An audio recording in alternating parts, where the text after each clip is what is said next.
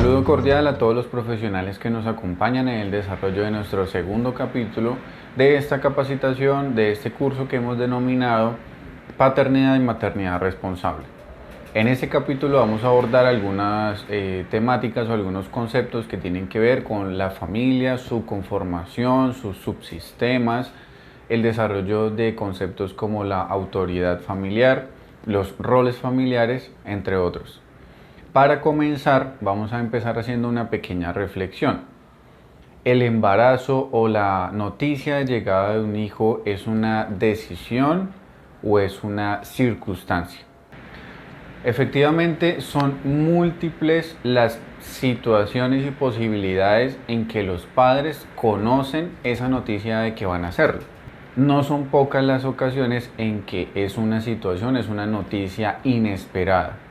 Pero no quiere decir con ello que el hecho de que no sea un hijo planeado como tal o esperado directamente no se vaya a hacer un ejercicio de una maternidad y de una paternidad responsable. El principio fundamental para el desarrollo de esas capacidades, de esas cualidades que implica ser un padre y una madre responsable, parten del hecho de el amor que se construye, el amor que se tiene por esa familia, por ese hijo. Con esta pequeña reflexión empezamos a desmitificar en algunas situaciones que el hecho de que no planeamos a nuestros hijos, entonces por ello no tenemos las herramientas para construir esa paternidad.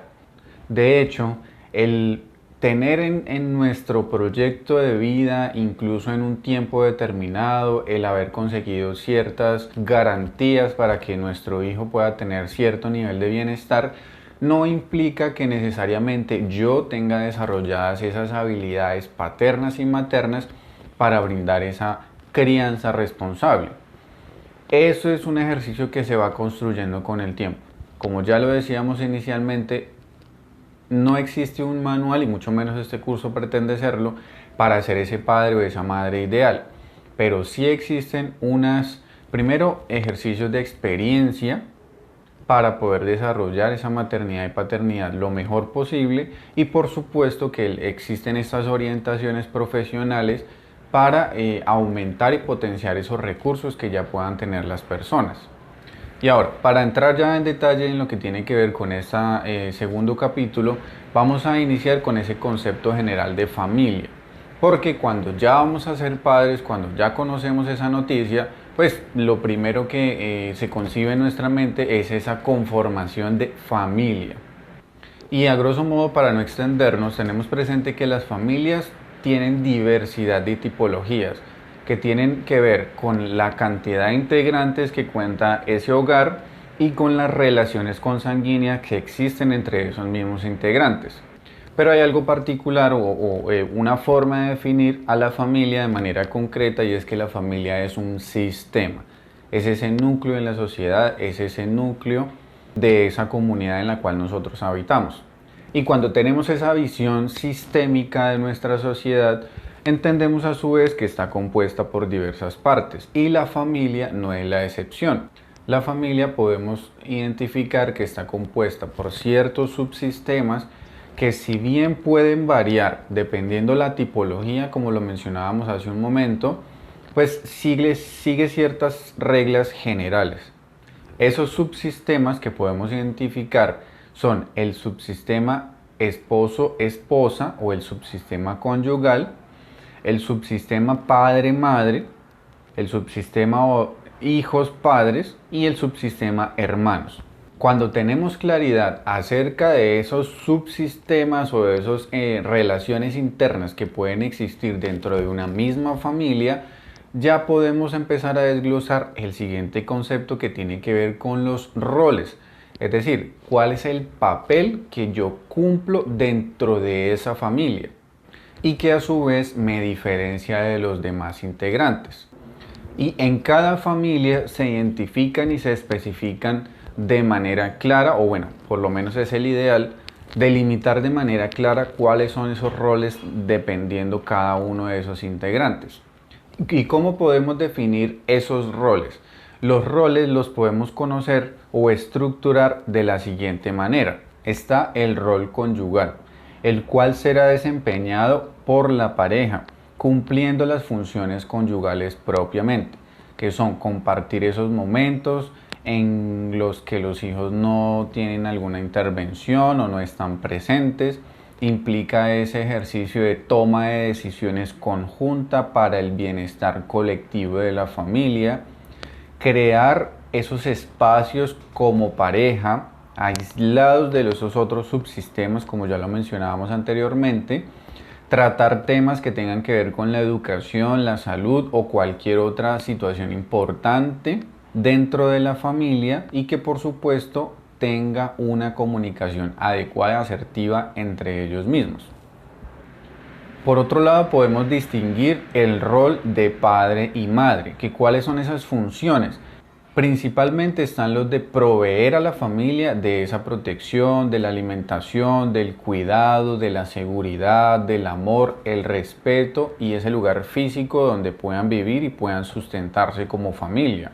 Otro rol que identificamos es el rol fraterno, que es el que se da entre los hijos, es decir, entre los hermanos, creando esa complicidad y brindándose un apoyo mutuo. Pero a su vez, esos mismos integrantes componen ese rol filial, que tiene que ver con el ejercicio de aprender, de crecer, de respetarse, de evolucionar como seres humanos. Es decir, ese rol de hermanos, también existe allí una posibilidad de aprendizaje, de ejemplo a seguir dentro de ese mismo subsistema familiar. Teniendo claridad en los tipos de roles familiares, tenemos que tener presente que en todas las familias, independientemente del número de integrantes, independientemente si viven en un lugar urbano, en un lugar rural, conforman un grupo que convive y en ese orden de ideas necesita establecer unas reglas, necesita establecer unos límites, necesita establecer unas responsabilidades. Y es por ello la importancia de tener claridad en cuáles son los roles.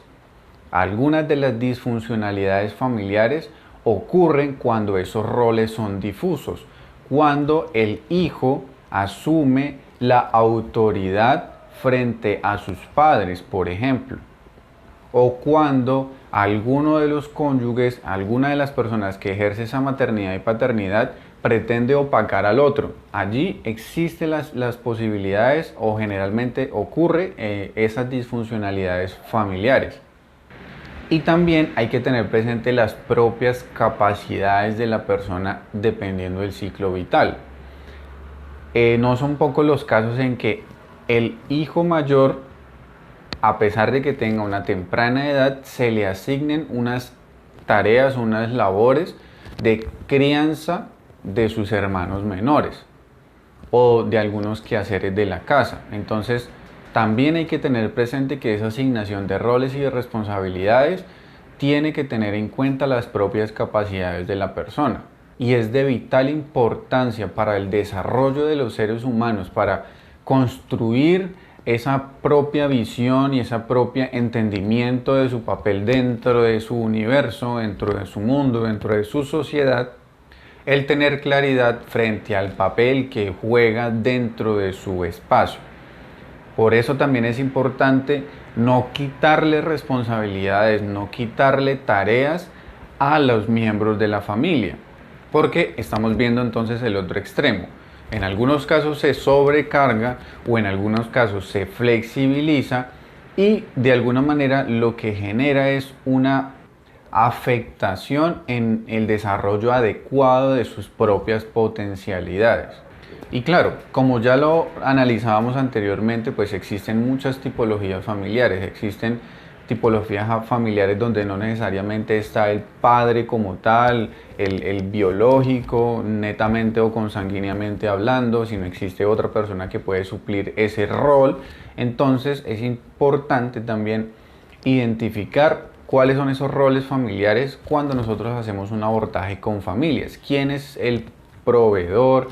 ¿Quién es la persona que genera la autoridad central en ese hogar? ¿Cómo es la relación entre hermanos? Si no hay una relación de dominación de uno frente al otro. En fin, hay que tener presente que es necesario analizar dentro de cada familia quiénes son los que asumen ese tipo de roles. y brindar esas orientaciones para que se hagan esos ajustes que sean necesarios para evitar esas disfuncionalidades familiares, como ya lo mencionábamos en algunos ejemplos anteriormente.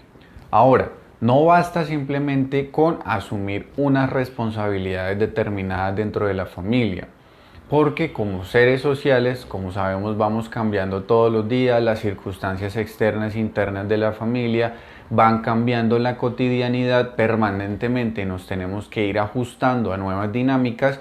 Eso implica que haya una dirección dentro de la familia, que exista cierta jerarquía, entendida no como un ejercicio de dominación, sino un ejercicio de orientación que permita efectivamente esa adaptación de la propia familia a esas nuevas posibilidades que pueden ocurrir de un momento a otro, que pueden ser naturales o pueden ser esporádicas, pueden ser una situación de crisis o simplemente un cambio de lugar de vivienda, en fin, situaciones que pueden ser cotidianas o pueden ser complejas y que implican esa dirección por parte de algún o algunos miembros de la familia.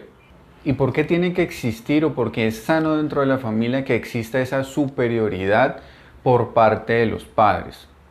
Primero, entendemos nuevamente que esa superioridad no tiene que ver con un ejercicio de dominación, al contrario, lo que significa es asumir unas responsabilidades mayores dentro de esa dinámica familiar por parte de las personas, en este caso los padres, que son los que asumen esa superioridad.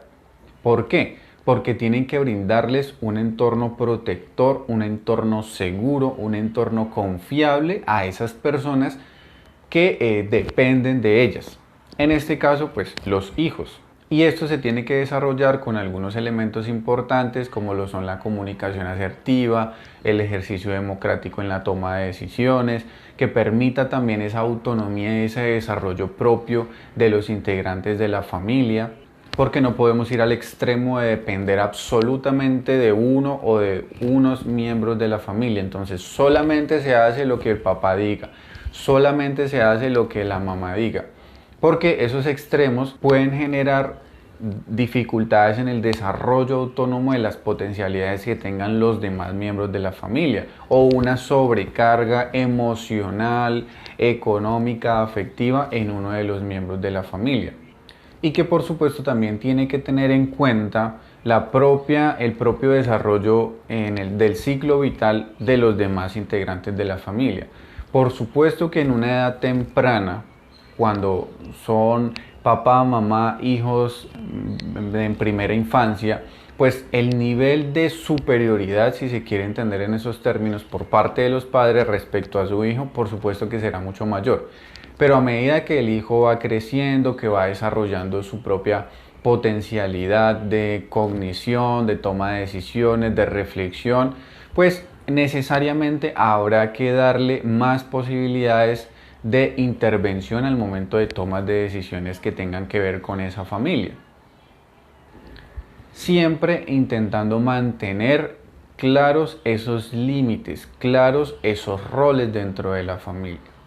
¿Y cómo hacemos para precisamente mantener esos roles? Aquí entramos en un concepto que tiene que ver con el manejo de la autoridad dentro de la familia. Y aquí quiero empezar con una frase del filósofo español Fernando Savater, donde él mencionaba que la autoridad de los padres se debe ejercer de manera firme y efectiva sobre sus hijos, con el fin de generar espacios de confianza y de autonomía en todos los integrantes de la familia. Como ya lo decíamos, el ejercicio de autoridad o el ejercicio de superioridad no es un ejercicio de dominación, es un ejercicio de responsabilidad mayor que tiene una persona respecto a otra. Es por eso que el desarrollo de esa confianza, el desarrollo de esa posibilidad de diálogo, de autonomía de los miembros de la familia, pues son factores muy importantes para el propio desarrollo y la propia estabilidad familiar. Cuando dentro de una familia no se permite el diálogo, no se permite que otros miembros de la familia opinen, o no se establecen esos lazos de confianza entre los mismos integrantes de la familia, pues realmente es muy difícil afrontar, por ejemplo, momentos de crisis en una familia. Muchas veces hacemos esta reflexión. El hecho de que vivamos bajo el mismo techo no quiere decir que nos conozcamos dentro de la familia. Muchas veces no sabemos qué está haciendo nuestro hijo, muchas veces no sabemos qué está haciendo nuestra pareja, porque lastimosamente hemos dejado de lado ese cultivo permanente de la comunicación, de la confianza, de la autonomía dentro de la familia por parte de cada uno de los miembros. Y en ese orden de ideas, ¿qué otros elementos tiene que tener ese ejercicio de autoridad por parte de los padres? Primero, una unidad en los criterios. Es decir, si damos una orientación a nuestros hijos, informamos que determinado comportamiento va a tener determinados efectos o determinadas consecuencias, pues debemos tratar de mantenerlos lo más firmes posible frente a esa decisión. Otro ejemplo de ese tema de criterios puede ser que si los padres, mamá y papá, son las figuras de autoridad dentro de la familia, pues para los dos determinadas circunstancias o determinadas acciones tienen que tener las mismas consecuencias. No puede ser que para uno de los miembros sea grave un hecho y para el otro no. Es decir, eso en la cotidianidad por supuesto que puede pasar. Pero eso puede afectar esa imagen de autoridad que pueden tener los padres respecto a sus hijos. Y eso puede dar pie a que los propios hijos identifiquen esa falta de coordinación entre sus figuras de autoridad y puedan sacar provecho de determinadas situaciones. El siguiente elemento importante a tener en cuenta es la concordancia por parte de las personas que ejercen la autoridad en cuanto al ejemplo, en cuanto a la palabra.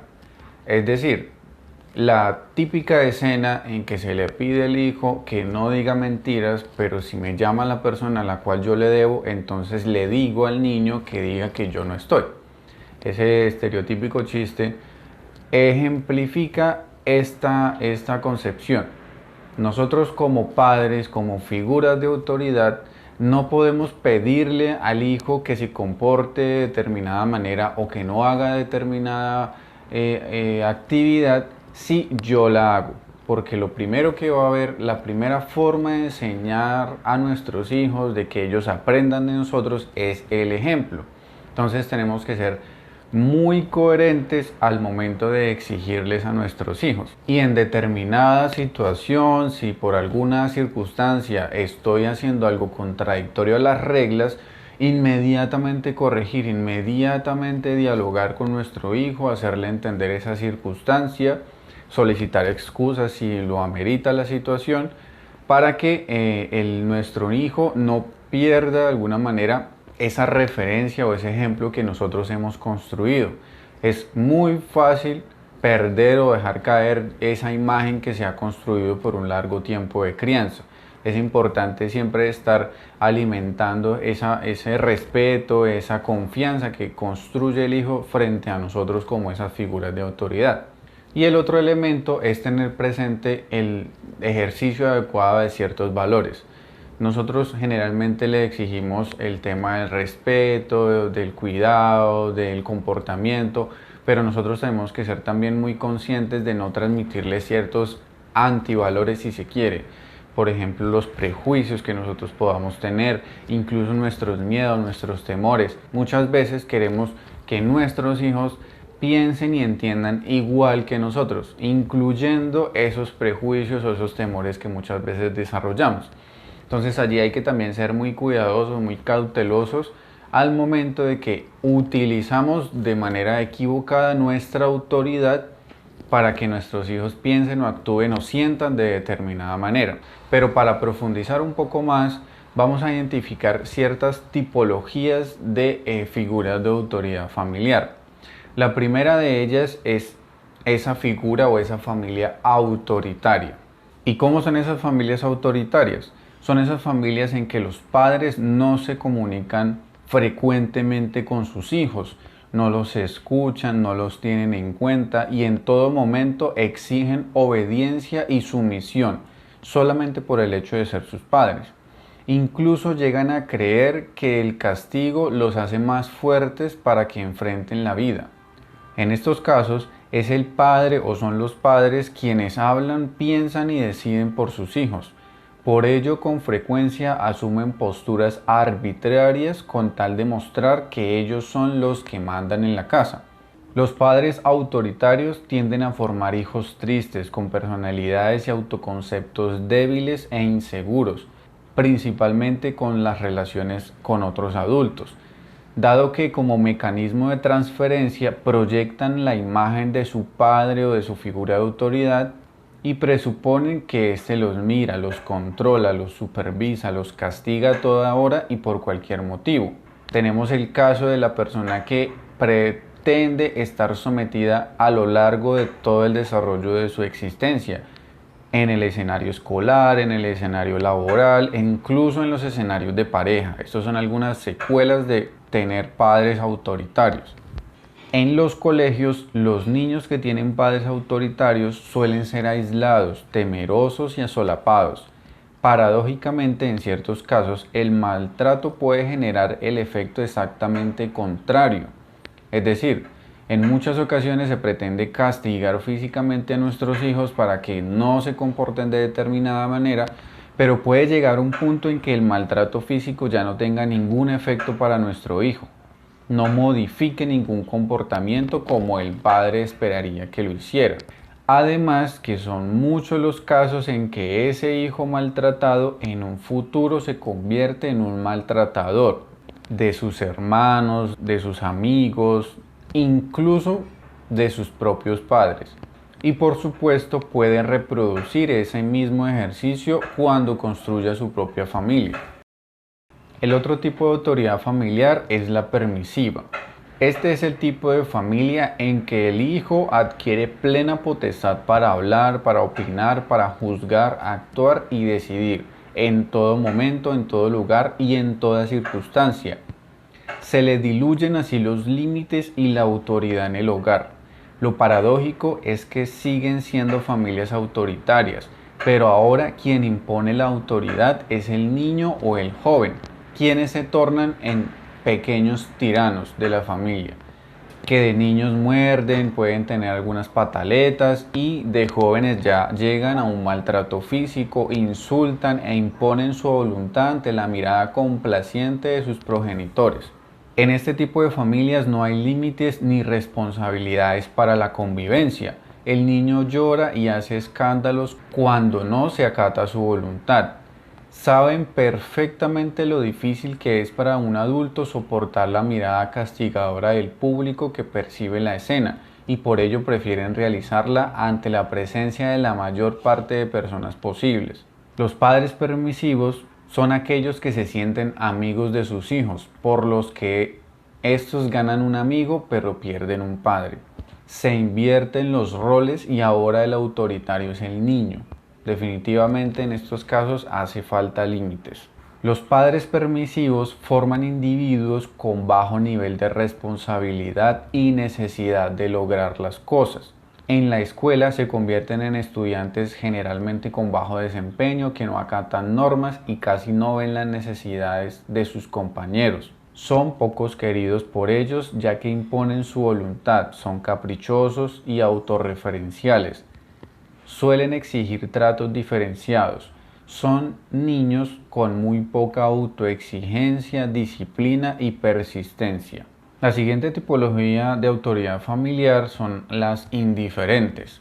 En este estilo, la presencia de los padres en el hogar es muy baja y la comunicación muy tenue. Son padres cuyas vidas giran en torno a sus obligaciones laborales. En consecuencia, no conocen a sus hijos y no saben de sus intereses, talentos o angustias. Debido a ello, no los pueden orientar. Son familias que carecen tanto de amor como de límites.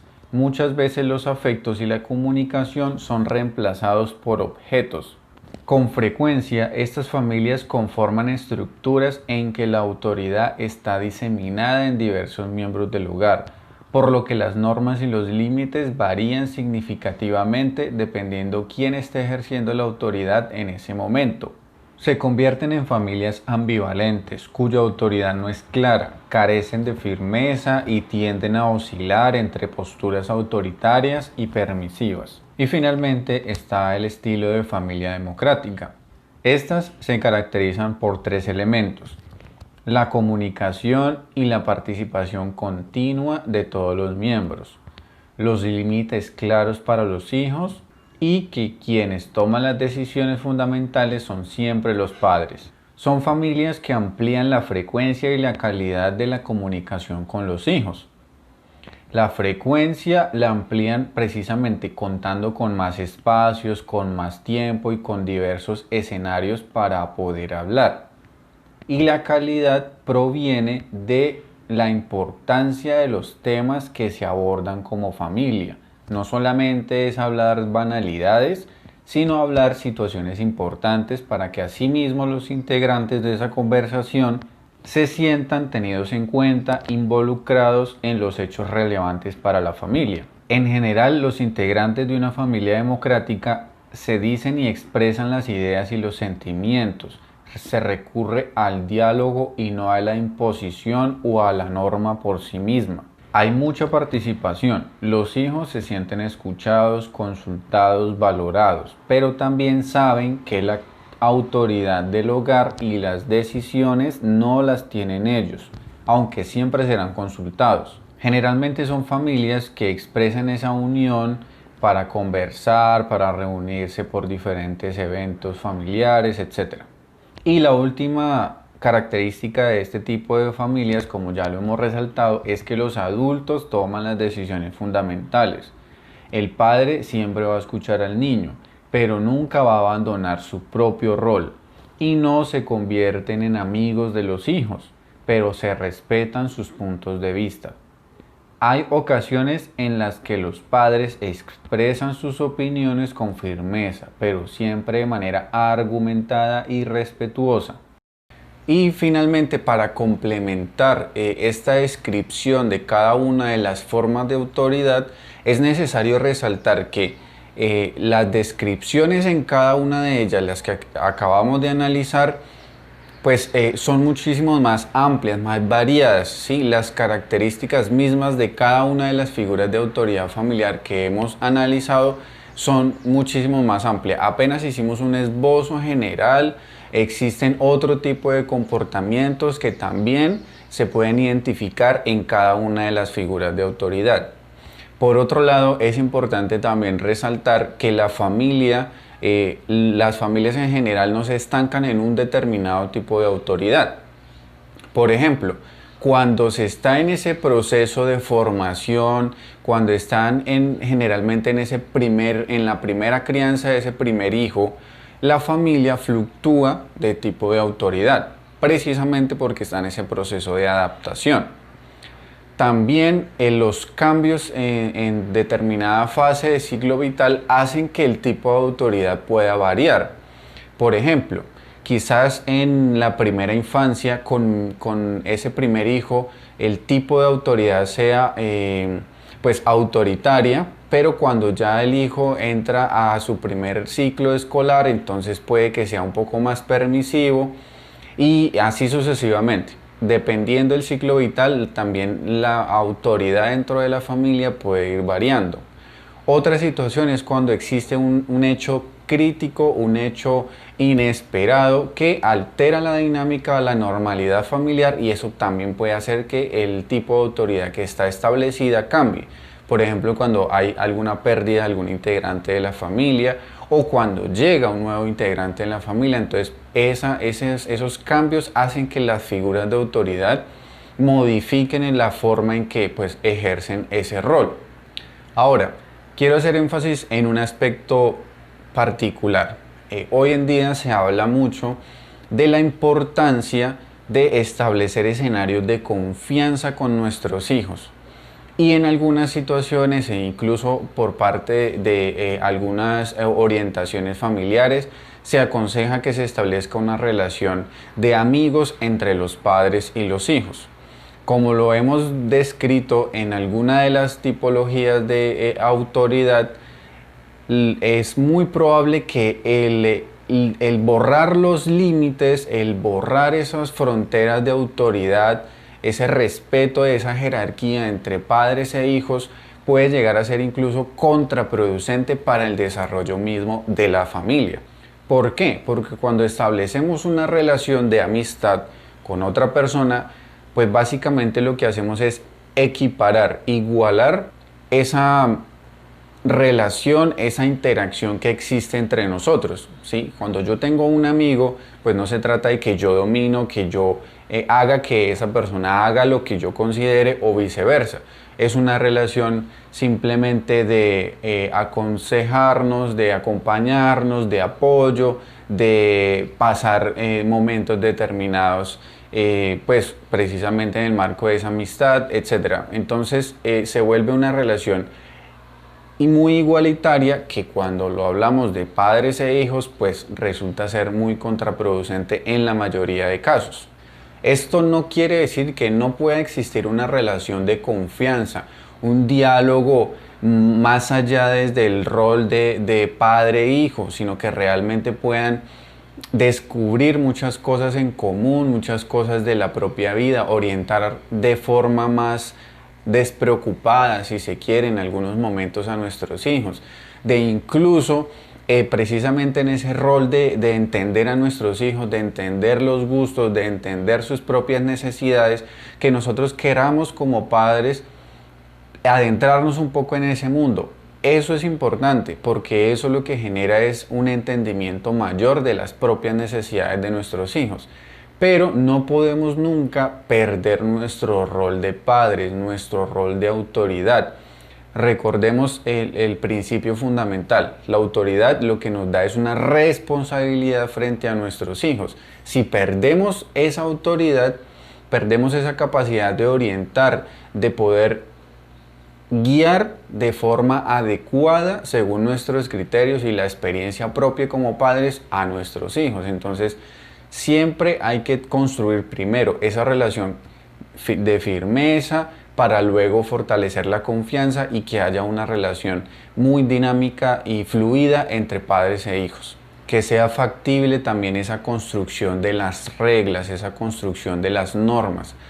Es muy común que los hijos cuando equiparan a los padres pues se pierdan o se deslinden esos límites, ese respeto que tiene que ser un principio dentro de la familia. Recordemos que cuando nosotros no conocemos bien cuál es nuestro papel, cuál es nuestro rol en el lugar en donde nos encontramos, podemos dejar de lado las responsabilidades inherentes que nos corresponden o podemos empezar a extralimitar las funciones que nos corresponden. Entonces es necesario que se construya ese rol de padre y madre como rol de autoridad, como rol de guía, como rol de orientación, que se consoliden esas reglas familiares y por supuesto que progresivamente ya en la relación, en la interacción que se construyan entre padres e hijos, cuando ya se establezcan esos límites, cuando no sea necesario un ejercicio de estar constantemente explicando las normas, sino que ya se actúe con naturalidad porque ya se comprende cómo es la dinámica normal de la familia, entonces eso ya permite casi que de manera autónoma, automática, que se flexibilicen el trato, existen más escenarios de confianza, yo ya sé cuáles son los límites que me impone mi papá, entonces yo ya no me puedo excusar de que rompo algunas reglas porque no las conocía, ¿sí? Entonces, cuando ya existe una claridad en las reglas, pues es mucho más fácil establecer esa confianza de padres e hijos. ¿Y eso a qué nos lleva?